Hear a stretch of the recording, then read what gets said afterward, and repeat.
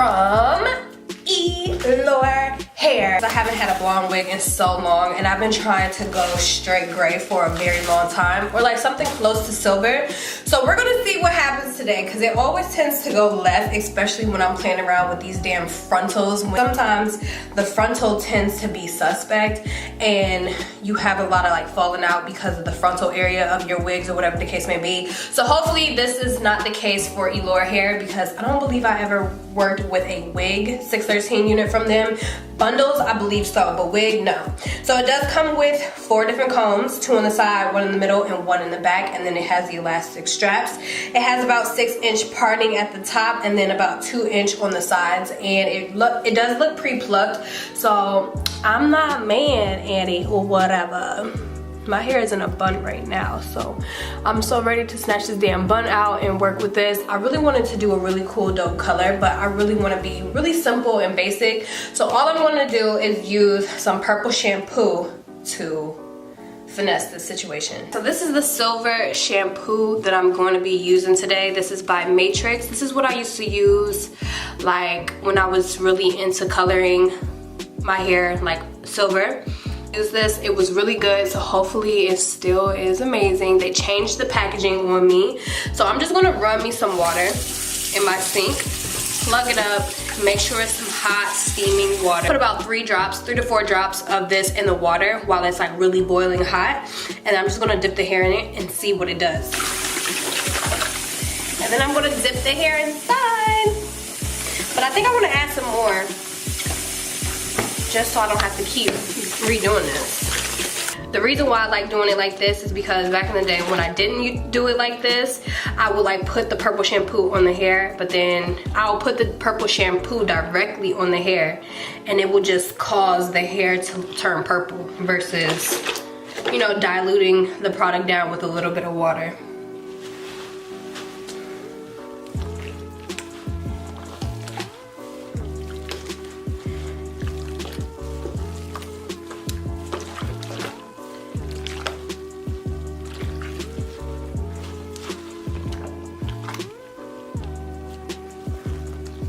And I'm gonna leave it sitting in the water for about 30 to 45 minutes just because I wanted to get rid of all of that brassy yellow.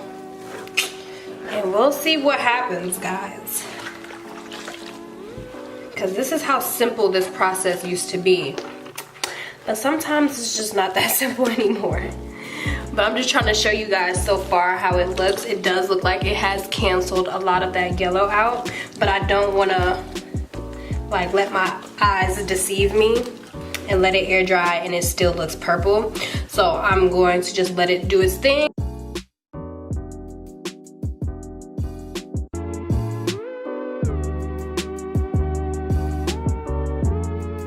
Alright loves, so you guys are about to see the final results. Here it is. I'm so happy. Girl, I had to actually use this whole entire bottle to cancel out that yellow tone in the hair. And I'm not mad at it because it turned out perfect. I love how this hair color looks on me. So I let the hair air dry. So the next day I end up installing it with my Gossipy Glue hairspray. But the roots were still a little wet, so I went in with the blow dryer and just, you know, kind of, you know, end up drying that by just using a little bit of heat and the cool setting on my blow dryer. The hair during this process, what was it doing? It was doing a little bit of shedding. And, you know, working with a 120 density wig, because that's what it's feeling. I know what a 150 density wig feels like, and I know what a 180 unit feels like. It's not 180 or 150. It's definitely 120, and I just wish it was 150 and 180 because the hair does shed, you know, quite a bit because it is 613 hair, but it's not excessive amounts of shedding. But just say like if some hair does shed out, like I just feel like the hair, well, the wig is going to be thinner than if it was a 150 or a 180 density. So that's the only thing that I wish was a bit different. But the parting space, the quality of the hair, really, really nice. I end up having to go in and cut the ends, because just to make it full and obviously cut off that dead weight towards the ends, I wanted to make sure I can get the most like natural look with this wig by doing that step. So I just end up, you know, installing it. You guys know this process. It's pretty self-explanatory. I really tried to take my time during this though, because I wanted to make sure that there was no black showing at all while I had this wig on. I end up curling it, cutting it, and I showed you guys how nice this hair looks. So as you can see, the flyaways are pretty prominent, and that's another thing about this wig that I'm just like, okay, I need the flyaways to like get its life together. But I'm just gonna get some wrap lotion and end up wrapping the hair down with that, just so it can just like cancel all of those flyaways out the way, because I used my wax stick and everything, girl, but like, you know, the weather in Georgia is a little bit crazy. So when I went outside, I just felt like it was still, you know, the flyaways were still like there and trying to definitely ruin my life and make an appearance. So during the straightening process, you do see how the hair tends to look a little dead towards the end, but it's nothing that you can't fix, girl. Just a little bit of cut and all of that. But look at how much parting space that I have with this wig. I'm really happy about that. Usually working with 613 wigs, the parting space is not your friend, sis. Like, you only have a little bit to work with, but this time, you know, I had some good parting space. So, you know, I will definitely keep you guys updated on how I feel about the hair in the future, because if you guys see me rocking it all the time, you know, it's just because I'm still in love with it.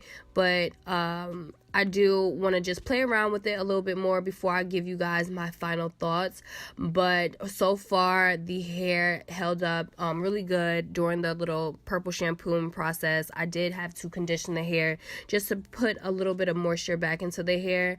And that's pretty much it, girl. Let me know how you guys feel about it. You know, she transformed into Storm, and I think I look snatched and cute. Oh, by the way, the hairline is really natural. Like, the pre-plucked on this wig is really natural looking. So I was so happy about that, because I did not have to go in with any tweezers and mess up anything, because every time I try to, you know, pluck my freaking frontals for 613 hair, it always turns out crazy, like every single time. But this time I didn't have to do anything, girl, because, you know, their pre-pluck situation is really nice on the hair. So like I said, I threw some curls in there, pretty much combed them out, because you guys know I don't really like super like tight curly hair. I kind of just wanted like a effortless like bump to the top, and everything to kind of like just be like, you know, kind of blown out feel. So I'm just gonna let you guys listen to the music now. Thank you guys so much for watching. I appreciate you guys so much, and I'm sure you guys are going to see a lot of photos with this wig if it does hold up really good for me during the holidays. So I love you guys, and I will see you soon. Bye.